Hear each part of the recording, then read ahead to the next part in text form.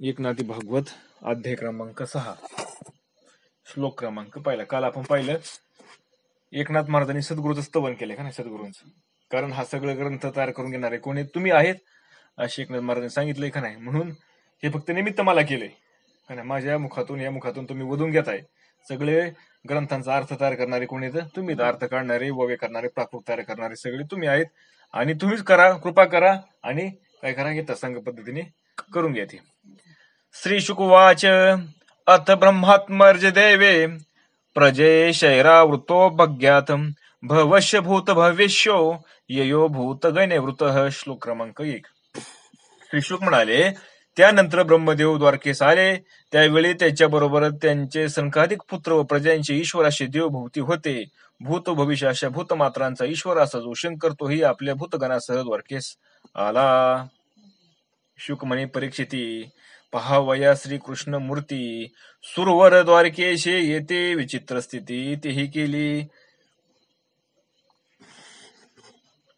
शुकाचार्य म्हणाले, हे परीक्षित राजा, श्रीकृष्णाचे प्रत्यक्ष दर्शन घ्यावे म्हणून ब्रह्मदेव, शंकर, कार्तिकेय इत्यादी सर्व सृष्टी देव द्वारकेमध्ये आले. आपण काल पाहिलं ना, शेवटी काय सांगितलं होतं की वसुदेवाला ज्यावेळेस नारद मुनींनी सांगितलं की तुमच्या पोटी जो जन्माला आलाय ना तो परमात्म्याचा अवतार आहे, हे कुणी ऐकलं? हे सगळ्या देवांनी ऐकलं. ब्रह्मदेवानी, स्वर्गातल्या लोकांनी, जेवढे काही देव आहेत त्यांनी सगळ्यांनी ऐकलं. आणि त्यांना मग त्यांच्या लक्षात आलं की हा कोण आहे, हा भगवंतची म्हणून, हाच तो परमात्म्याचा अवतार झालेला आहे. म्हणून त्यांचं दर्शन घेण्यासाठी हे सगळे द्वारकेमध्ये आले देव. श्रीकृष्ण मूर्तीचे कवतिक पहावया देव सकळिक चतुर्मुख पंचमुख वेगेशनमुख पातले करवाया प्रजा उत्पत्ती पूर्वी नेमिला प्रजापती तोही आला द्वारके प्रते कृष्णमूर्ती पहावया.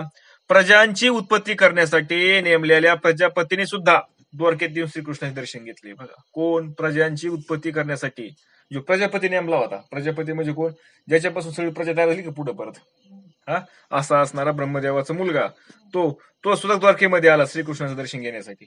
म्हणजे महादेव आले, ब्रह्मदेव आले, स्वर्गातले देव आले.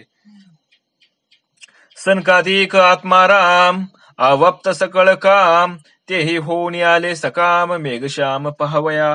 सर्व स्वस्वरूपामध्ये आनंदात राहणारे, सनकाधिक कामनारहित असूनही, बघा जी सनकाधिक संत होती ना ब्रह्मदेवाची मुलं, ही 4 जण हे स्वस्वरूपामध्ये सतत आनंदामध्ये राहायचे, स्वतःच्या स्वरूपामध्ये मग्न असायचे. असे असणारे सनकाधिक संत जे कामना रहित असून त्यांच्या ठिकाणी कुठलेच काम नाही, कुठलीच वासना नाही का नाही, असे असणारे घनश्यामाला पाहण्यासाठी, म्हणजे त्या भगवंताला पाहण्यासाठी, जे सावळ सुकुमार असं भगवंतांनी सुंदर रूप धारण केलं होतं ना कृष्ण रूपाने, कृष्ण अवताराला आले होतं, ते रूप पाहण्यासाठी हे आले. 11 रुद्रगण आपल्या भूतगणासह आले. जे 11 रुद्रगण आहेत ना ते आपले सगळे भूतगण, त्यांचा जेवढा होता ना सगळा वेताळ काय असतं ते सगळे भूतगण घेऊन आले. भूतनायक रुद्रगण आले 11 ही जाण पहावया श्रीकृष्ण भूतगणा समवेत पहावया श्रीकृष्णराव घेऊन गणांचा समुदाव द्वारके आला महादेव भूत भविष्याचा पाहो त्रिकाळ न्याता. भूत भविष्य जाणणारा महादेवही तातडीने आपल्या गणासह जेव्हा उत्कंठेने द्वारकेत आला तेव्हा तो वेगाने येत असता त्याचा जट्या मोकळ्या सुटल्या. कोणाच्या? भूत भविष्य जाणारे जे महादेव येत, महादेव देवांचे देवादी महादेव असणारे, ते पण घाईघाई आले आपल्या गणासह. कशाने? भगवंताची बैठ घेण्यासाठी द्वारकेमध्ये घाईघाई आले. आणि घाईघाई आल्यामुळे, वेगाने आल्यामुळे त्यांच्या जट्या सगळ्या मोकळ्या झाल्या. श्रीकृष्ण दर्शनांची उत्कंठा थोर लागली नीलकंठा धावता मोकळ्या सुटल्या जटा श्रीकृष्णावरिष्ठा पहावया. इंद्रो मरोदग्वी भर्ग वानादित्या वसु अश्विनो रुभोर्वेसो रुद्रम विश्वे साधश्य देवताः गंधर्व अप्सरासो नागा सिद्ध चारण गुह्यकाः ऋषये पितरश्व सविद्याधर किन्नराः द्वारकामुपसंजगमु सर्वे कृष्ण दे दृक्षवाः. श्लोक क्रमांक 2 आणि 3. श्रीकृष्णाला पाहण्यासाठी द्वारकेला पुढील प्रमाणे सर्व देव आले. देवासह इंद्र, 12 आदित्य, 8 वसु, 2 अश्विनी कुमार, 11 रुद्र, हा विश्वदेव, ऋभू, अंगिरस, तसेच साध्य, गंधर्व, अप्सरा, नाग, सिद्ध, चारण, गुह्यक, अनेक ऋषी, विद्याधर, किन्नर व इतर देवता यासह पितृगण सगळे आले. बघा, एवढे सगळे आले भगवंताला दर्शन घ्यायला भगवंताचं. 49 मृदगण, तेनी सजेंद्र आला आपण, पहावया श्रीकृष्ण सोय जाण सादर, सांगडोनिया रवी मंडळा, 12 आदित्यांचा मेळा, पहावया कृष्ण सोहळा, तृषित होऊन आले. सूर्य अधिष्ठाला डोळा, देखे पदार्थ सकळा, कृष्ण न देखता डोळा, सूर्य पावला अंधत्व. बघा, सूर्य सुद्धा काला, सूर्य प्राण्यांच्या डोळ्यात राहून सूर्य सर्व पदार्थांचं दर्शन करून देतो का नाही. कुणामुळे दिसतं आपल्याला सगळं, ते सूर्याच्या प्रकाशामुळे दिसतं. असा असणारा जोपर्यंत त्याने श्रीकृष्णाला पाहिले नव्हते तोपर्यंत ते जणू काय आंधळाच होता. कोण? सूर्य. ज्याच्यामुळे दिसतं आपल्याला असं असणार सूर्य, पण जणू काही तो बघून त्याला आतापर्यंत पाहिलं नव्हतं म्हणून तो कसा होता? आंधळाच होता. पण तो सुद्धा आला. पाहता श्रीकृष्णाचे मुख कमळ, फिटले सूर्याचे पटळ, मग देखोनी झाला केवळ, सर्वांग सकळ सोय रवी. त्याने श्रीकृष्णांचे मुखकमल पाहता त्याच्या डोळ्यावरील पटल गेले. म्हणजे जर भ्रांतीचं पटल होतं ना, ती पटल निघून गेलं. भगवंताला त्यांनी पाहिलं की तो नखाशिकात नेत्ररूप झाला. त्यांनी अग्नी तेजाळे, परी ते धुमे झाकोळले, कृष्ण देखताचे उजळले, निज धूम झाले निज तेजे. आव्हानीय घारपत्य वगैरे अग्नी मोठे तेजस्वी खरे. बघा ते कसे तेजस्वी येतं, पण धुराने झाकले गेले होते. तेव्हा त्यांनी कृष्णाला पाहिले तेव्हा त्यांचं धूम्रित होऊन उजळले. बघा त्यांचं काय झालं? घारपत्य अग्नी हे धुरकट होते, पण जेव्हा भगवंताला पाहिलं तेव्हा त्यांना क्लिअर दिसायला सगळं त्यांचा धुरकटपणा निघून गेला. 8 वसूंचा मेळा, पाहू आला कृष्ण लीला, म्हणे मदनाचा पुतळा, तव तो खेळ लीला कृष्णांकी. 8 वसूंचा समूह कृष्णाची लीला पाहण्यास आला. बघा 8 जे वस्तू येतं हा ते सुद्धा भगवंताची लीला पाहण्यासाठी आले. हा श्रीकृष्ण मदनाचा पुतळा आहे असे ते म्हणू लागले, आणि तोच त्यांना साक्षात मदन श्रीकृष्णाच्या मांगीवर खेळत आहे असे दिसले. बघा कोण? मदन. मदन म्हणजे कोण? कामदेव. हा नाही, त्यांचं नातू हे झालता ना आता, कोण? मुलगा का नाही, त्यांच्या बोकी जन्माला आलता तो. अश्विनी कुमार धन्वंतरी, तेही भौरोगे पडिले भारी, कृष्ण दर्शनामृत करी, निरुदक्षिणवरी ते झाले. अश्विनी कुमार स्वतः देवांचे वैद्य, पण तेही भौरोगाने पीडित झाले होते. बघा अश्विनी कुमार काय म्हणजे रोगावरती नियंत्रण करणारे, रोगावरचं औषध तयार करणारे असते अश्विनी कुमार असणारे. पण त्यांना सुद्धा रोग लागला होता, पण भगवंत दर्शन झाल्यावर त्यांचाही रोग निघून गेला. कृष्णरूप दर्शनाच्या अमृताचा अनुभव घेताच ते भौरोग मुक्त झाले. वृषभदेव अंगिरस, रुद्र मिळले असमसहास, विश्वसाध्य देव बहुवस, देवी आकाश दाटले. आकाशात पाहावे तो अंगिरस, वृषभ देव, रुद्र, विश्वदेव, साध्य इत्यादी सारे आकाश भरून गेले होते. आमुची गायन काळा मोठी, होते गंधर्वाच्या पोटी, ते कृष्ण वेणू गीतेसाठी, झाली शेवटी नसरती. गंधर्वांना आपल्या गायन कलेचा अभिमान होता. गंधर्वांना काय होतं? आपण लय गातो म्हणून, चांगले गातो म्हणून त्याला त्याचा अभिमान होता. पण कृष्णाच्या मुरली पुढे त्यांचे गाणे फिके पडले, म्हणून कृष्णाच्या दर्शनांची त्यांना उत्कंठा होते. आपल्याला कृष्णाचे दर्शन केव्हा होईल म्हणून ते वाट पाहत होते, आणि तेव्हा कृष्णाने त्यांना दर्शन दिले आणि त्यांच्यावर कृपा करून त्यांना सुरस गायन कलाही दिली. या लागे दर्शनाची आस, क्षणा पाहती वास, त्यास गायन कळा सावकाश, दिदली सुरस कृपा मात्रे. आपसरा महती आम्ही नाचणी, तव काळी यांच्या फणारंगणी, एक चिताले लाजवणी, तत्क्षणी सांगिल्या. आपसरांना आपल्या नृत्यकलेचा अभिमान होता. त्यांना प्रत्येकाला अभिमान होता ना आपापला, तसा अप्सरांनाही होता. पण कृष्णाने पूर्वीच त्यांना कालियाच्या फण्यावरील स्वतःच्या नृत्याने त्यांना लाजवले होते. भगवंतांनी त्यांच्यापेक्षा सुंदर नृत्य केलं होतं. म्हणून ते पण अगदी दिलमुख होऊन त्यांच्या दर्शनास आल्या. तेव्हा कृष्णाने रासलीलेच्या वेळी आपली भ्रुकुटी संकेताने कसे नाचावे त्यांना शिकवले. कोणी? अप्सरांना शिकवलं. कोणी? भगवंतांनी कसं नाचायचं ते. मग त्या दिनवदना कामिनी, आल्या दर्शना लागुनी, नाचो शिकवेल्या नाचणे, रासरंगणी भ्रुकुटी मात्रे. पहावया श्रीरंग, आले पाताळीचे पन्नग, सिद्धचारण आणि विद्याधर सांगे समुदाय. पुढं श्रीरंगाला म्हणजे त्या भगवंताला पाहण्यासाठी पाताळातून नाग आले, आणि सिद्ध, चारण, विद्याधर हे सगळ्यांचे समूह आले. कश्यपादी ऋषीश्वर, अर्यमादी पितर, गुह्यक आणि किन्नर आले अपार स्वगणेशी. कश्यप आणि इतर श्रेष्ठी ऋषी अर्यमा आदी पितर गुह्य किन्नर इत्यादी सर्व आपल्या संक्षेपणासह जेव्हा द्वारकेत आले तेव्हा आकाशात विमानांची दाटी झाली. आता सगळे झाल्यामुळे गर्दी झाली विमानांची. विमानाला पण जागा पुराण एवढी गर्दी झाली आकाशामध्ये. वपुषा येन भगवान लोक मनोरमहा येशो वितेने लोकेशु सर्व लोक कमलपहम. श्लोक क्रमांक 4. देवांना जरी सूक्ष्म दिव्य दृष्टी भगवान श्रीकृष्ण नेहमी दिसू शकत होते तरी त्यांचे मानवी शरीर त्यांचे अत्यंत मनोहर सौंदर्य प्रत्यक्ष पाहण्याची त्यांना उत्कंठा होती. कारण याच देहाने त्यांना जगातील सर्व पाप नष्ट करण्याचे महान कार्य करून मुक्ती कीर्ती संपादन केली होती. जेने शरीरे श्रीहरी नाना चरित्राते करी येश विस्तारले संसारे दुराचरी तरवाया.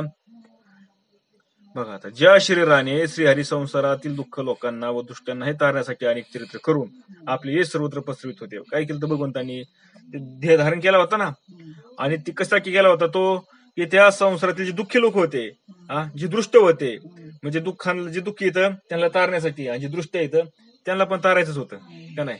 त्यांना काय करून ज्यांना त्यांनी स्वतःच्या हाताने मारलं त्यांचं तर काही कल्याण झालं ना.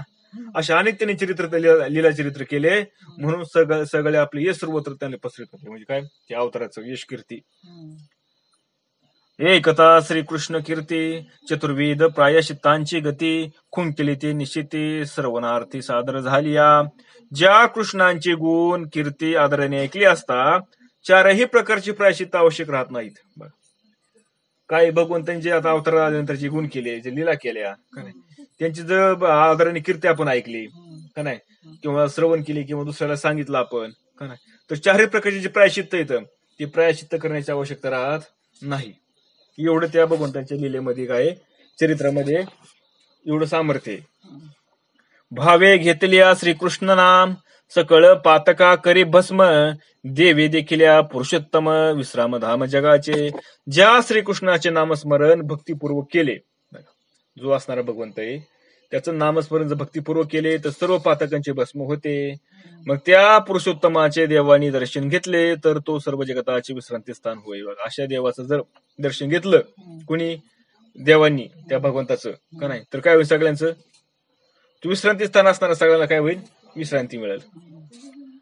ठाण ठाकुरे अतिउत्तम सूर नरा माझे मनोरम डोळ्या झाला विश्राम मेघश्याम देखुनी. ज्याच्या शरीराची ठेवण अतिशय डौलदार आहे, बघा त्याच्या शरीराची ठेवण कशी एकदम डौलदार आहे, नाजूक आहे. सर्व देवता वर्ग आणि मानव वर्ग ह्या तो सर्वांग सुंदर दिसतोय, सगळ्यापेक्षा कसा आहे तो सुंदर आहे. अशा त्या घनश्याम असणारा, कसा आहे तो घनश्याम रंगाचा असणारा कृष्ण, त्या कृष्णाची मूर्ती पाहून देवांचे नेत्र तृप्त झाले आणि त्यांचे मन समाधान झाले. कोहर त्याला पाहतच राहावं असं वाटायला लागले. डोळे जाकाय म्हणजे डोळे मिटायचे ती स्वतःला विसरून गेले. मन त्याच्यापासून हा बाजूला जाईना अजिबात, चित्त तिथून बाजूला जाईना अजिबात ते बघून त्याच्या रूपापासून. अशी स्थिती देवतांची झाली. मुकुट कुंडले मेखळा काशे कशेला सोनसळा कंठे रुळे वनमाळा घनसावळा शोभतू. त्याच्या कानात कुंडले होती का नाही, मकराची कुंडले होती. झगमगीत पितांबर तो नेसलेला होता. कमरेला सुंदर मेखला चमकत होती आणि गुडघ्यापर्यंत प्रलंबाशी वनमाला त्याच्या गाड्यामध्ये रुळत होती. असा असणारा तो सावळा भगवंत फार शोभून दिसत होता. तशा अजून करायचे लावण्य गुणाधिधान अवतार माळे मुख्य रत्न देवी देखिला श्रीकृष्ण निवासस्थान द्वारका. लावण्य गुणांचा जणू काय तो अत्यंत दुर्लभ असा ठेवाच होता आणि भगवंतांच्या अवतार मालिकेतील दिदेप्यमान असा मुख्य रत्न अशा त्या द्वारकेतील श्रीकृष्णांच्या देवीला त्या देवांनी दर्शन घेतले. असं असणार त्या परमात्म्याचं सगळ्यांनी दर्शन घेतलं. तशा विभ्राज्यमानयां समृद्धाया महिर्विदिभिः वेचक्षता विपृताक्षां कृष्ण मदभूत दर्शनम. श्लोक क्रमांक 5. त्या शोभयामन व फार मोठ्या ऐश्वर्याने समृद्ध असलेल्या द्वारकेत देवांनी ज्याचे दर्शन अद्भुत आहे अशा कृष्णाचे दर्शन घेतले व कितीही वेळ दर्शन घेतले तरी त्यांच्या नेत्राचे पारणे फिटत नव्हते. किती वेळा पाहिलं ना त्याला तरी काय होत नव्हतं, समाधान होत नव्हतं. होतं का समाधान? त्याचं चरित्र ऐकायचं म्हणलं तरी समाधान होत नाही. मग त्याला पाहायचं म्हणजे तसं समाधान सांगा बरं, होतच नाही समाधान. मग कृष्णे आदिष्टले पुरे कनक कळसंचाची या हरी रत्ने जोडली नाना कुसरी, ते जांबरे न समाये. द्वारका नगरीचे वर्णन किती करावे म्हणले, किती वर्णन करू म्हणले त्या द्वारका नगरीचे. अहो त्या द्वारका नगरीमध्ये स्वतः कृष्ण राहत होता. हेच तिची किती मोठी वैभव आहे म्हणावं लागेल, त्या द्वारका नगरीचं वैभव. का स्वतः असणारा जगाचा मालक त्या ठिकाणी अवताराला येऊन त्या ठिकाणी तो राहत होता का नाही, आश्रय घेत होता त्यांनी द्वारकेचा. शिवाय त्या नगरीत घराघरावरील सोन्यांच्या कळसांच्या पंक्ती झळकत होत्या. नुसतं त्याच्या मालामध्ये राहत होता आणि त्याचा माल चांगला होता का. जेवढे द्वारकेमध्ये राहणार होते ना ते सगळे कसे होते, भाग्यवान होते. असं गरीब तिथं कोणीच नव्हतं, कुणाला असं म्हणजे दुबळं बिबळं कोणी नव्हतं. सगळ्यांना सगळ्यांची घरांना सगळं सोन्याने मडलेली होती त्यांची घरच. मग आता घरामध्ये किती असं सांगा तुम्ही. हा, त्यावर अनेक रत्ने कलापूर्वक रीतीने जोडली होती. बरं विशेष म्हणजे समुद्रात त्यांना जागा दिलेली. समुद्र आणि समुद्र कोणी रत्न जन्माला घालणारा मला ते असणारच ना सगळे. म्हणून त्यामुळे द्वारकेतील तेजाने सारे आकाश झळवून गेले होते. बघा त्या रत्नांनी हिऱ्याने मोती जे होते ना लावलेले प्रत्येकाच्या घराला, त्यांनी सगळं आकाश चमकत होतं, चमचम चमचम चम करायचं. जे द्वारके भितरी कामधेनू घरोघरी, कल्पद्रुमाचे या हरे खेळणीद्वारे चिंतामणीचे. अव द्वारकेत घरोघरी कामधेनू होत्या, कामधेनू गाई घरोघरी होत्या. कल्पवृक्षाच्या रांगा प्रत्येक रस्त्यावर होत्या. जसं स्वर्गात होतं ना तसं ती द्वारकेमध्ये सगळं. आणि लहान मुलांना तर खेळायला चिंतामणी होती बघा. लहान मुलांच्या हातात खेळायला कोण, चिंतामणी, चिंतेचं हरण करणारा असा. का कल्पतरू वृक्ष म्हणजे कोणते, कल्पना काय कल्पना केली की लगेच पूर्ण करणारे का नाही. त्या झाडाखाली बसली कल्पना केली की पूर्ण होऊन जाणारी. हा, कामधेनू गाय म्हणजे काय, आपण कुठल्या कामाची इच्छा केली की ते लगेच पूर्ण करणारे असे कामधेनू गाय होत्या.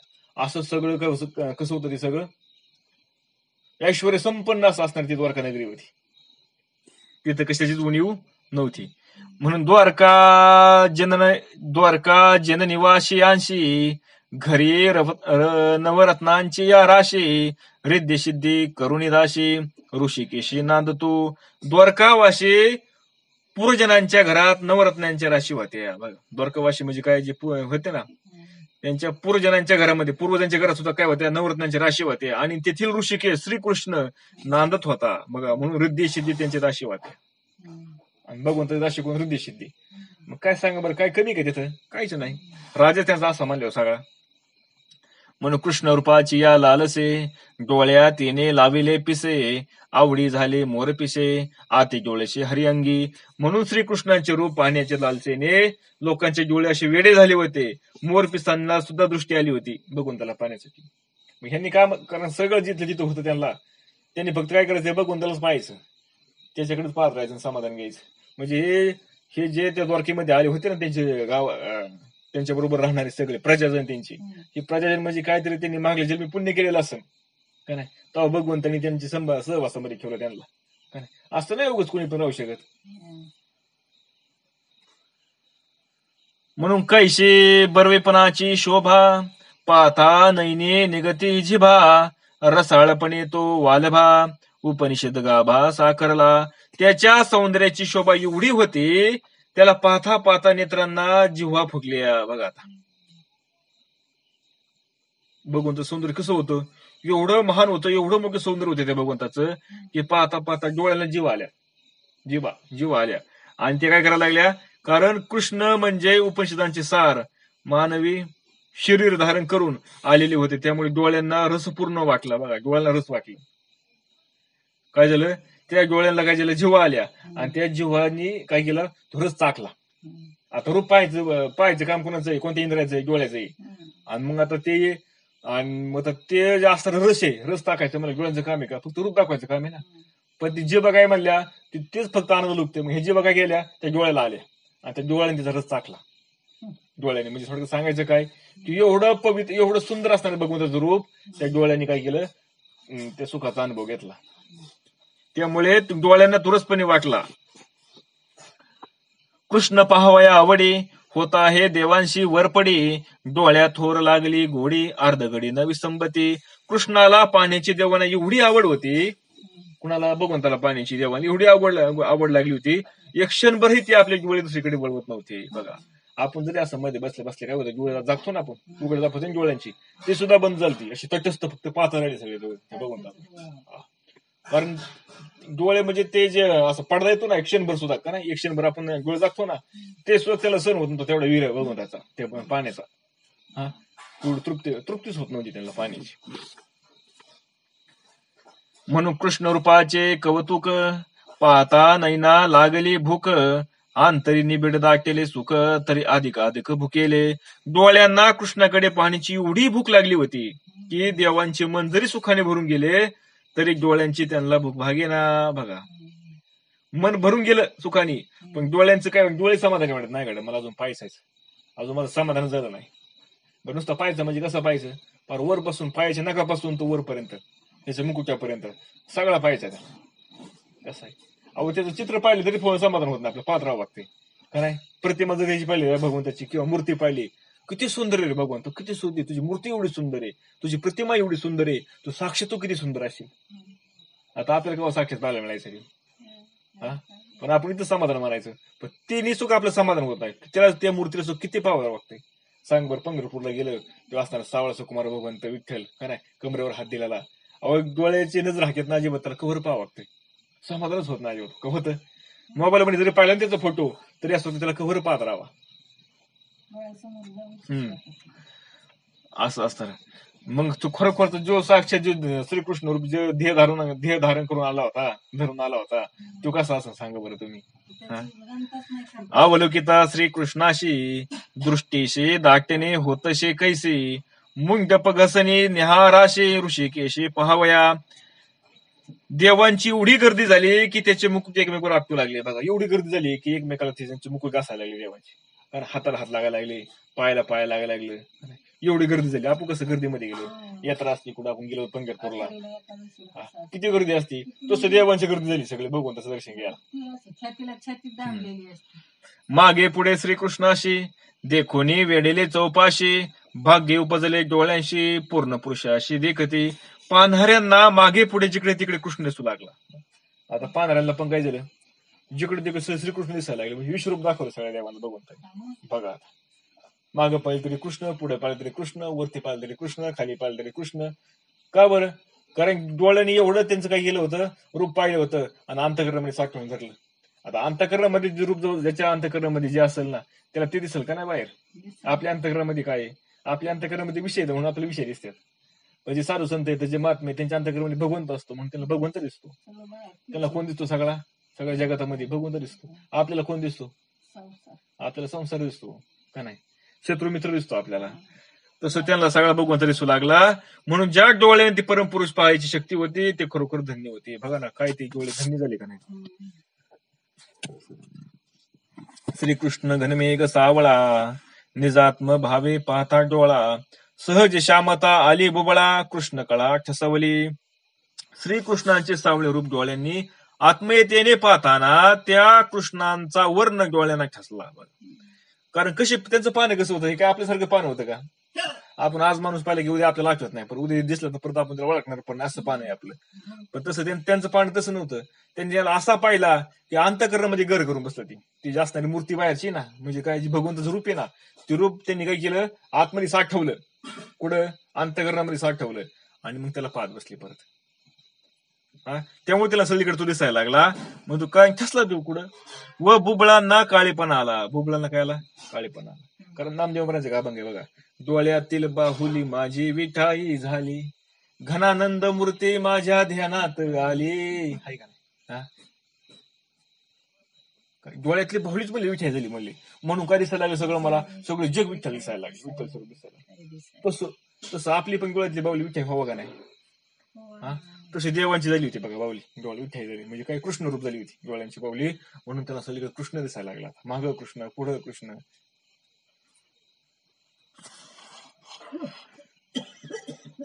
जो न कळीची वेद विवंचना, योगियांच्या नये ध्याना, त्या प्रत्यक्ष देखोनी कृष्णा भाग्य गणना अपूर्व. विशेष म्हणजे वेदांच्या विवंचना सुद्धा तो श्रीहरी पंडितांना कळत नाही. बघा विशेष काय सांगितलंय, वेदांनी विवंचन म्हणजे वेदांचं जे सांगणं ना, समजून सांगणे वेदांचं, त्यांनी सुद्धा काय होत नाही, तो श्रीहरी असणारा जो भगवंत आहे, म्हणजे वेदांचा अभ्यास करणारे जे आहेत ना, हुशार असणारे, विवंचन करणारे त्यांना सोक्त भगवंत कळत नाही. समाधी लावणाऱ्या योग्यांनाही त्याचं दर्शन होत नाही. असा असताना तो श्रीकृष्ण प्रत्यक्ष पाहण्याचे अपूर्व भाग्य झाले का नाही? कुणाला वेदांचा अभ्यास करण्याला दिसत नाही, योग्याचा अभ्यास करण्याला दिसत नाही, जो साधनाला ध्यान लावून बसतो त्याला दिसत नाही. पण हे जे देव आहेत ना, हे जे भगवंताचे भक्त आहेत ना, त्यांना मात्र सहज दिसतोय तो. आपलं पण भाग्य किती सांग बरं मला भारी आहे का नाही? भाग्य दिसतो का नाही आपल्याला पण? मनाची तृप्ती. इतर ऋषीगणांना सुद्धा लाभले ते सुख कशाला? त्याला पाहण्याचं. म्हणून ऐसा देखून या श्रीहरी देव सुमनांच्या शतधारी बहु वर्षले पै अंबरे राहुनीवरी विमानी. विमानात बसून श्रीकृष्ण दर्शन घेणाऱ्या त्या देवानी कृष्णावर दिव्य अशा परिमित पुष्पांची वृष्टी केली. बघा, विमानात बसून देवानी काय केलं? भगवंताचं दर्शन घ्यायला आले होते ना, त्यांनी त्या विमानामधून त्यांच्यावरची पुष्पांची वृष्टी केली. सगळे पुष्प टाकले भगवंतावरती.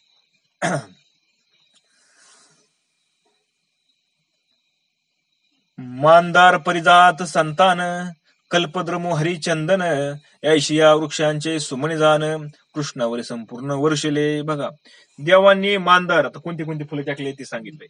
मांदार, पारिजातक, संतान, हरिचंदन, कल्पतरू अशा अनेक वृक्षांच्या फुलांचा वर्षाव भगवंतावरती केला. श्रीकृष्णाची चहूकडा दिव्य सुमनांच्या झाला सडा समस्त देवी सन्मुख पुढा केला पैगाडा जय जयकार. आणि ते दिव्य पुष्पांची बघा, ते फुलं कशी होती? अशी साधी नव्हती आपल्याकडल्या सारखी, दिव्य होती. दिव्य ते पुष्प कशी होते? दिव्य होते. आणि असे असणारे दिव्य त्या पुष्पांचं काय झालं? पाखरं म्हणजे काय, खाली सगळं हातरून झालं, हातरून का नाही? श्रीकृष्णांची भोवती सर्वत्र अशी ती पडली आणि दिव्य सुगंध पसरला सगळीकडे. हॅलो, हा काय झालं? हा बोला ना.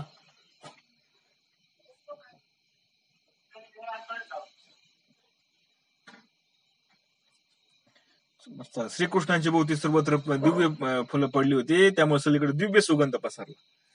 आणि सर्व देवांना कृष्णाचा, सगळ्या देवांनी कृष्णाचा काय केला? जय जयकार केला. सार्थ पदबंध रचना नाना गद्य पद्य विवंचना स्तव आदरले यदुनंदना अमरसेना मिळवणी. आणि सगळ्या देवांनी मिळून अर्थपूर्ण असं काव्य तयार केलं, म्हणजे स्तवन केलं त्या भगवंतांचं काव्य रूपामध्ये.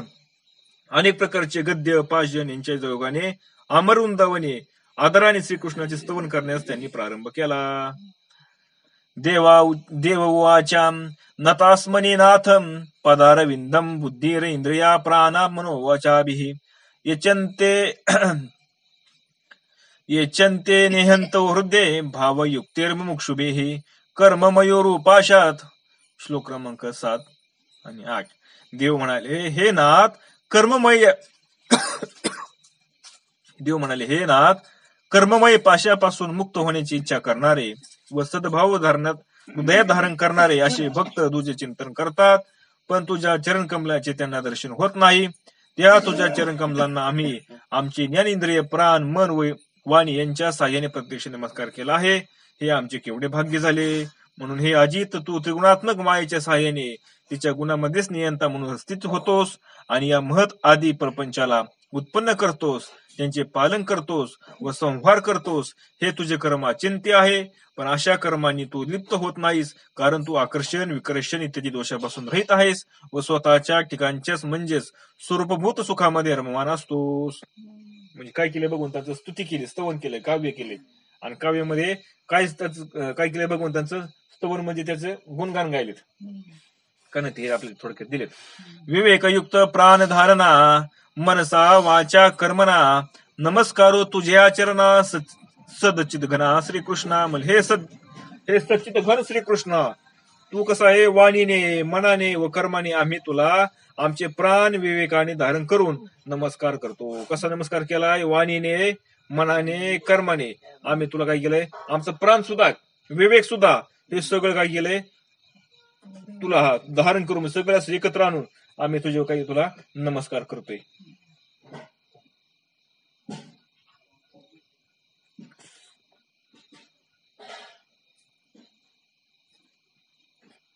इंद्रिय उपरमा लागी जाना सांगुनी विषय वासना दश इंद्रिये लागलो चरणा नमन श्रीकृष्णा निज भावे. इंद्रियांची खळबळ शांत व्हावे यासाठी सर्व भाग्य विषयांची वासना सोडून देऊन आणि आमची 10 इंद्रिय तुझ्याकडे लावून हे कृष्णा तुला आम्ही भक्तिभावाने वंदन करतो. बघा काय केलंय, इंद्रियांची खळबळ शांत व्हावी यासाठी. आता सगळे इंद्रिय आपले कशी करतात, खळबळ करतात ना. डोळ्याला काय वाटतंय, चांगलं काहीतरी पाहावा, कानाला वाटतं काहीतरी चांगलं ऐकावा, नाकाला वाटतं काहीतरी चांगलं सुगंध घ्यावा, जिभेला वाटतं काहीतरी चांगलं खावा का नाही, त्वचेला वाटतं काहीतरी चांगलं चांगलं स्पर्श व्हावा आपल्याला का नाही.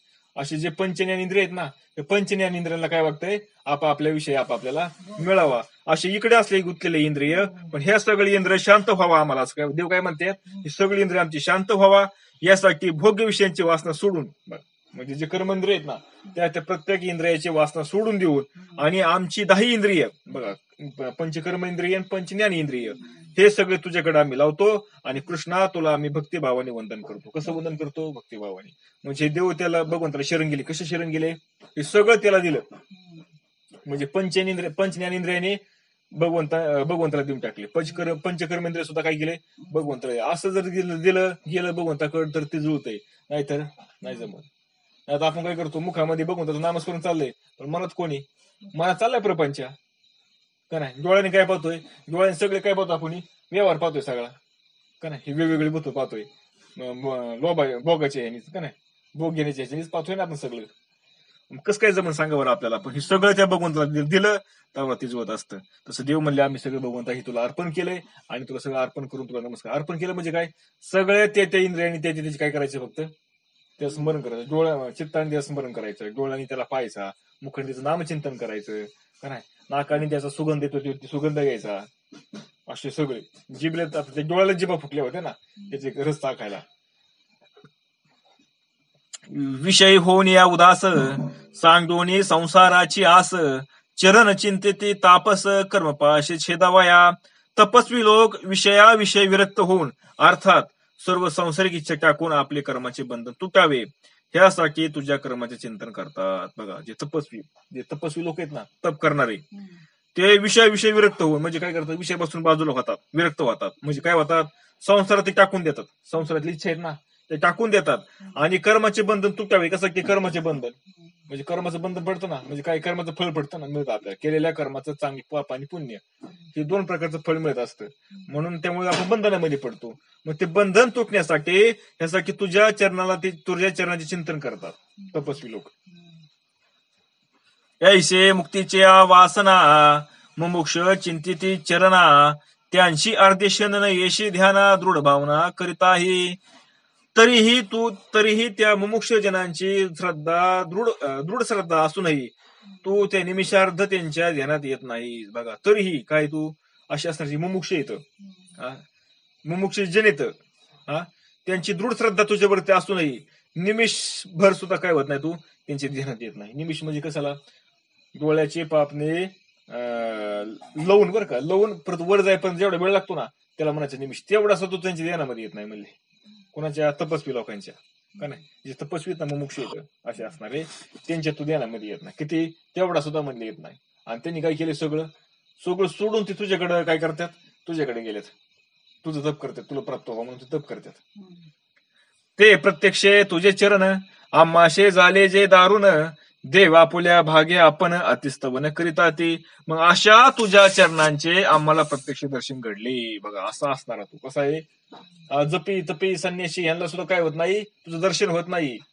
पण असा असणारा तुझं मात्र आज आम्हाला दर्शन झालं म्हणून हे आमचे मोठे भाग्य असे म्हणून देव स्वतःच्या भाग्याची प्रशंसा करू लागले. स्वतःची ते प्रशंसा करायला लागले. म्हणजे बघा ना, आम्ही किती भाग्यवान येतं. आपण नाही म्हणत का, खरंच आपण लय भाग्यवान येतं. का बरं, असं असताना ते परमात्म्याचं ते आपल्याला नाम मिळालं, सद्गुरूची आपल्यावरती कृपा झाली आणि त्यांच्या कृपेने आपल्याला काय कळलं, त्यांचं स्वरूप कळलं आपल्याला. आपलं स्वरूप काय, भगवंत स्वरूप काय, म्हणून आपण भाग्यवान म्हणतो ना आपण स्वतःला. तसं देव स्वतःला भाग्यवान म्हणायला लागले. म्हणजे काय, खरंच आमचं भाग्य म्हणले आज आम्हाला तुमचं दर्शन झालं. जे कोणी सगुण स्वरूपाशी एवढेच लागा का मनशी जे आले आकाराशी ते निशेशी माईक. बघा, आणि काय म्हणतात बघा, आता परत आता सुरुवात झाली का विषयाला. परत काय म्हणतात सगळे देव, तू कदाचित असे म्हणशील, भगवंता तू काय म्हणशील, अरे म्हणले हे माझं सगुण रूप आहे. आणि सगुण रूप काही खरं असतं का म्हणले, ती मायावीच असतं, ती काय थोडं खरं आहे. आणि मग तुम्ही त्याची त्या मायारूपी असणार जे सगुण रूपे म्हणजे ते कसं मिथ्याचे ते, मग त्याची तुम्ही एवढी स्तुती का करता? जे खरं नाही त्याची काय तुम्ही एवढी स्तुती करता? सर्व साकार वस्तू माईक असते, काय जेवढं काय दिसतंय तुम्हाला डोळ्यांनी हे सगळं कसं आहे? माईक आहे. माईक म्हणजे कल्पनित, कल्पित आहे, कल्पित. मग ते तुमच्यासारख्याच, तेही काही तुमच्यासारखाच ध्येयधारी आहे, भक्त ही ध्येयधारी आहे. असे असून माझ्या दर्शनाने तुम्ही किंवा भक्त कसे काय तरुण जाणार असं तू म्हणशील. कोण म्हणते? दिवस म्हणतात. काय म्हणशील तू? असं म्हणशील की ही सगळं मायावी आहे, जसं तुमचं देह आहे तसंच माझा पण देह आहे, आणि ध्येयधारी कुठं, भक्त पण कसे ध्येयधारीच आहेत. असे असू नये मग माझ्या दर्शनाचं किंवा भक्त कसं काय तरुण जाताना असं तुम्हाला तूच म्हणशील परत. म्हणजे असं देह रूप पाहून कुठं म्हणले कोण तरुण होत असतं का? तेवढं उद्धार होत असतो का? असं कोण म्हणशील? तू म्हणशील. भगवंताला देव म्हणतात. येते ना लक्षात? हे कोण सांगते? राजा परिषदेला शुकमुनी सांगितले. जैसे तुम्ही शरीरधारी तैसाच मी एक शरीरी, त्या माझे निदर्शने केरी तुम्ही कैशा परी तराल. ऐसे न म्हणावे जे अनंता, जे तू मायेचा नियंता. हेही कळले असे तत्वता समूळ कदा परियशी. अरे तर हे अनंता, तू असे विचारू नकोस. तू असा आम्हाला विचारूच नको तू असं, किंवा असं म्हणूही नको. का? कारण तूच मायेचा नियंता आहेस. का बरं? कारण देव म्हणतात मायेचं नियंत्रण करणारा कोण आहे? तूच आहे. माया कोणापासून तयार झाली? तुझ्यापासून तयार झाली. मग माये काय करायचं काय नाही करायचं ते तुझ्या हातामध्ये ना. म्हणून चालक आहेस तू. कोण? मायंता आहेस तू. चालक आहे ते, नियंत्रण आहे. मायेचं नियंत्रण तूच आहेस, त्या मायेचा चालकही तूच आहेस. आता हे आम्हाला नीट चांगलंच कळलं आहे. कारण तुझे चिंतन करण्याचे कारणच एक आहे. बघा, तुझं चिंतन आम्ही काय करतो त्याचं एकच कारण आहे. कोणतं कारण आहे? बघा आता ऐका काय म्हणते देव. झोप लागल्या दिसे पाही, जागे झाले दिसशे नाही. तैशी माया तर्के देही, न पडे ठाई सुरणारा.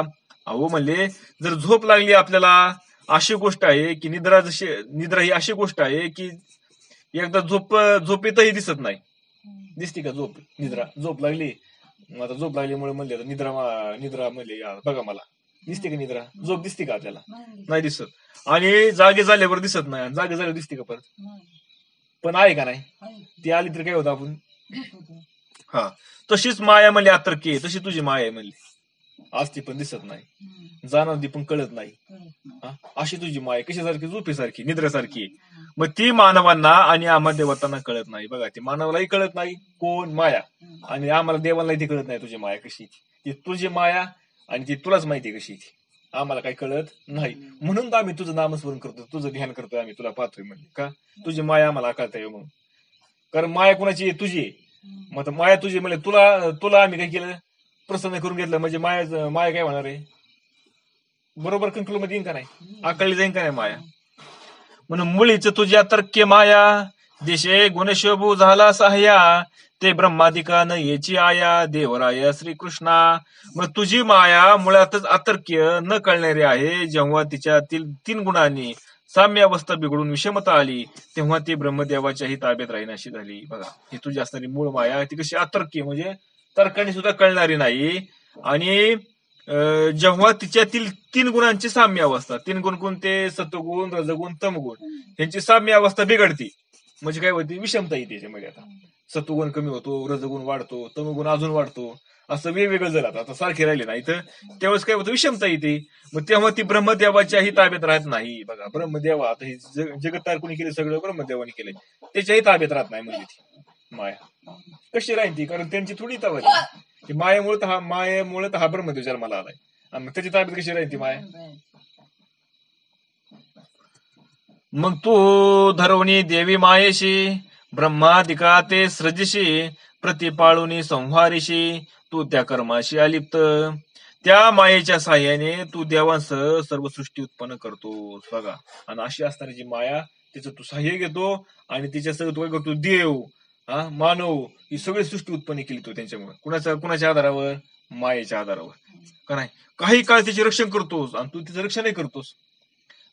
तिचा लही तूच करतोस. का नाही? तुझ्याला मला कोण घालतो? तूच घालतोस.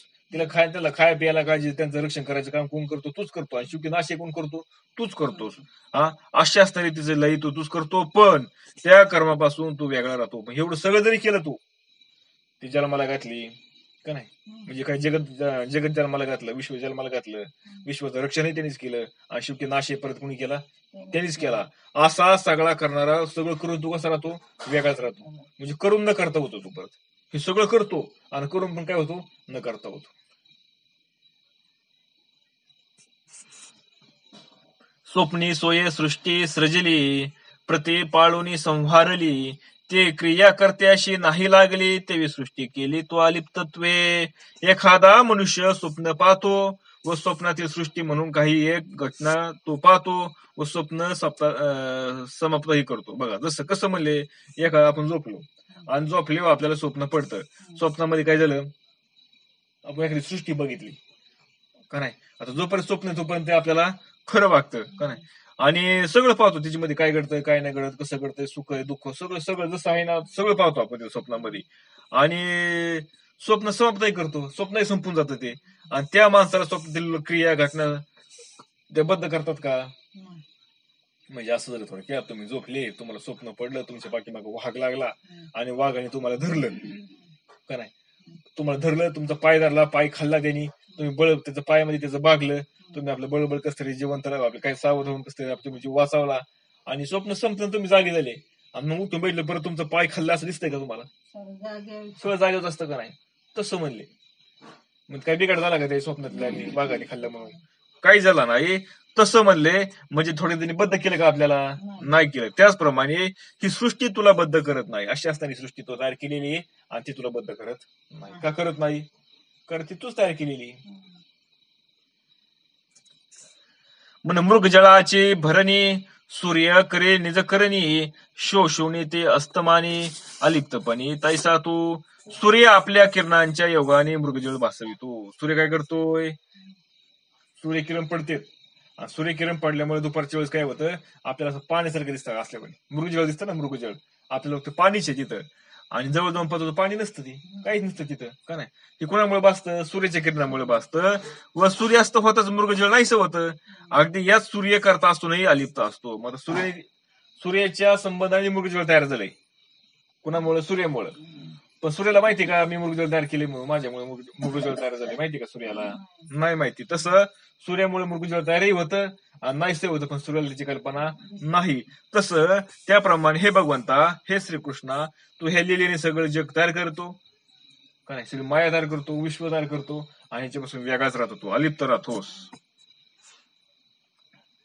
समूळ धर्माची वाडी मोडे, अधर्माची शिग चढे, तै तुझा अवतार धरणे घडे, आमुचे साकडे फेडावया. धर्म ज्यावेळी मंद पडतो, धर्म काय होतो, ज्यावेळी मंद पडतो म्हणजे धर्म कमी होतो, धर्म आणि अधर्म वाढायला लागतो. म्हणजे धर्माच्या मार्गाने जाणारे लोक कमी होते आणि अधर्माने वागणारे लोक जास्त होते. तेव्हा आमच्या वरील संकट दूर करण्यासाठी तू अवतार घेतो. अधर्म वाढला की म्हणजे धर्माने वागणार येतं, त्याच्यावर अन्याय व्हायला लागतो आणि मग तू काय करतो, धर्मावरती अन्याय व्हायला लागले म्हणून तू अधर्माने वागणाऱ्यांचा नाश करण्यासाठी तू अवतार धारण करतोस. असं देवस्तवन करतात भगवंताचं. करोन्या धर्माचा घातो, धर्म वाढविषयी यथास्थितो, देववंशी निजपती स्थापितो, कर्मातीतो तो श्रीकृष्ण. म्हणून तू कर्मातीत आहेस. तू कसा आहे, कर्मातीत, कर्माच्याही तू पलीकडचा आहेस. आणि पण अधर्माचा नाश करतो, धर्माला उज्ज्वल करतो. काय करतो, अधर्माचा नाश करतो आणि धर्माला काय करतो, परत आणखी जागेवर त्याला मोठेपणा देतो धर्माला. म्हणून बघा, मग भगवंताच्या बाजूने राहायचं असेल तर धर्माला सहाय्य करावं लागेल आपल्याला, धर्माच्या बाजूने आपल्याला राहावं लागेल. आणि आपण जर धर्म केला तर आपण भगवंत आपल्याला सहाय्य करणार नाही. भीष्माचार्य मस्त चांगला वागत होते, सगळं करत होते, पण सहाय्य कोणाला होतं त्यांचं, अधर्माला होतं. मग शेवटी करणं पण मग चांगला होता, पण सहाय्य कोणाला होतं, अधर्माला होतं. म्हणून आपल्याला सुख काय करायचंय, चांगलंच वागायचं, पण सहाय्य कोणाला करायचंय, धर्माला करायचं. मग कुणी का असताना, आपला बाप असू, बहीण असू, भाऊ असू, कुणी असू, पण सहाय्य कोणाला करायचं, आपल्याला धर्माला करायचं. म्हणजे काय, नेहमी खरंच बोलायचं, खरंच आचरण करायचं आणि सत्यच राहायचं, बरं कुणी का असताना. मग कोणाला राग येऊ नाही तर काय येऊ. देवांची त्यांच्या पदावर पुन्हा स्थिर स्थापना करतो. बघा, देवांना सुद्धा काय करतो, त्यांच्या पदावर त्यांना स्थापन करतोस. तुझ अखंड दंडयमान, आत्मसुखाचे अनुसंधान, ते आम्हाशी नाही अर्धशन, दिनवदन या लागी. म्हणून हे कृष्णा, तू अखंड आत्मसुखाचे अनुसंधान आहेस. बघा, तू म्हणजे कसं आहे, आत्मसुखाचे अनुसंधान आहे. आत्मस्वरूपाचं जे सुख आहे ना, ते सुखाचा तो अनुसंधानी, म्हणजे तुझ्या ठिकाणचा आत्मानंद कधी कमी होत नाही. पण तसा आत्मानंद आम्हाला निमिषार्धही लाभत नाही. पण तुझ्या ठिकाणी तो आत्मानंद आहे, तुला तो लाभतोय, तुला ते कळतोय, पण आम्हाला मिळत नाही ना म्हणले तो आनंद. आत्मानंद आम्हाला काय होत नाही, आम्हाला मिळत नाही. हे आमचं काही दैन्य म्हणले, दैन्य. हा आमचं काय, हे दैन्य म्हणजे काय, आमच्या भाग्यात तो आनंद नाही, कमीपणा आहे आमचा तो आनंद आम्हाला मिळत नाही. ज्याशी आत्मसुख निरंतर, तो देहाधारी परी अवतार, त्याचे चरण पवित्र कर गंगासागरादी तीर्थाशी.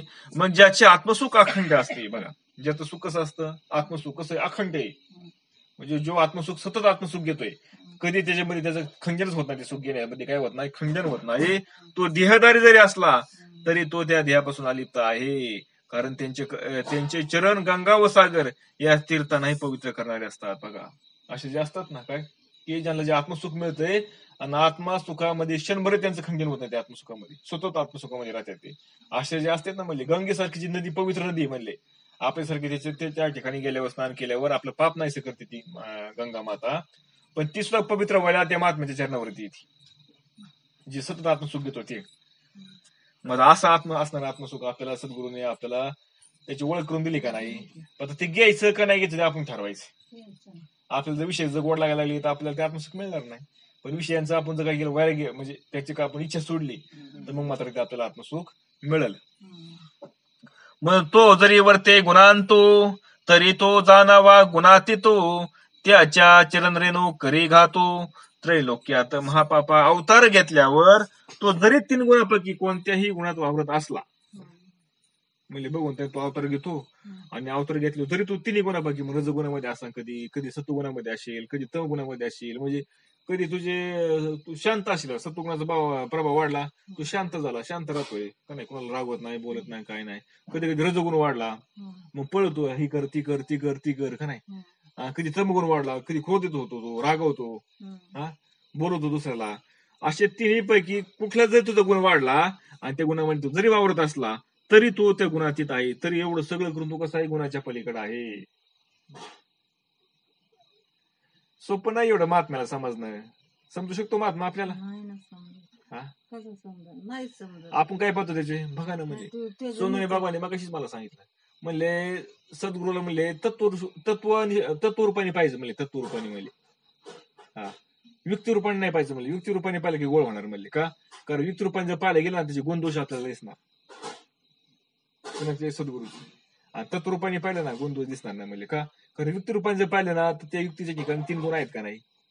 मग 3 गुण आहे म्हणल्यावर कुठला गुण काय, कधी कोणता गुण येईल प्रबळ होईल आणि कोणता गुण प्रबळ झाला म्हणजे कोणतं कार्यक्रम ते सांगता येईल का नाही. मग समज आता आपण बघितलंय आणि सद्गुरूचा तमगुण वाढला आणि तमगुण वाढला आणि तिला लागली सद्गुरू शिव्या द्यायला, मग आपण म्हणायचं असं कुठं महात्मा असतो का, असं म्हणाय तसं होतंय. असं कुठं महात्मा असतो का, म्हणजे महात्मा कुठे शिव्या देतो का दावा. समज त्या सद्गुरूचा गुण वाढला, रजगुण वाढला, तो लागला मग प्रपंचामध्ये विषय हे करायला, काय व्यवहार वाढवायला, मग आपल्यासारखे म्हणायचो का असं कुठं महात्मा असतो का, तो काय असं पळतो का विषयामध्ये.